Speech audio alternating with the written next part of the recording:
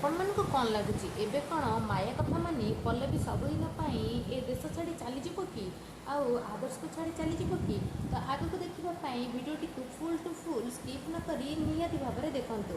ତ ଯେମିତି ଆପଣମାନେ ଦେଖିଥିଲେ ଆଦର୍ଶ ଜିଦି କରୁଥିବାର ଦେଖି ମାୟା ବହୁତ ରାଗିଯିବ।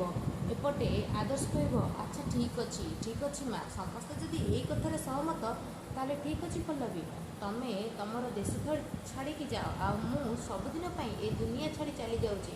ଆଉ ହଁ, ଶେଷ ଥର ପାଇଁ ମୋତେ ସୁଧି ହେବାକୁ ନିହାତି ଥରେ ଆସିଯିବ। ଏକଥା ଶୁଣିଲା ପରେ ପଲ୍ଲବୀ ବହୁତ ରାଗି ଯାଉଥିବ ଆଉ କହୁଥିବ, ଆଦର୍ଶ ତମେ ଏମିତି କାହିଁକି କହୁଛ? ତମେ ତ ଜାଣ ନା ଯଦି ମୁଁ ରୂପସାଙ୍କ କଥା ନ ରଖିବି ତାହେଲେ ରୂପସା ପୁଣି ଥରେ ସେ କେସ୍ ସବୁ ଓପନ୍ କରିଦେବେ ଆଉ ଏ ଘରର ମାନ ମର୍ଯ୍ୟାଦା ସବୁ ଚାଲିଯିବ। ତମେ କ'ଣ ଚାହୁଁଛ? ଆମେ କ'ଣ ଅଲଗା ହେଇ ନିଜ ନିଜର ଭଲ ପାଇବାକୁ ବଞ୍ଚାଇ ରଖିବାନି? ଆମେ କ'ଣ ଆମ ଭଲ ପାଇବା ପାଇଁ ଆମ ପରିବାରକୁ ଆମ ବଂଶକୁ ଟୋଟାଲି ଉପରେ ଶେଷ କରିଦେବା? ତମର କ'ଣ ଏଇଟା ହିଁ ଖୁସି? ତ ଏମିତି କହିଲା ପରେ ଆଦର୍ଶ କହିବ, ହଁ ପଲ୍ଲବୀ, ତମେ ମୋତେ ଠିକ୍ ବୁଝିଛ।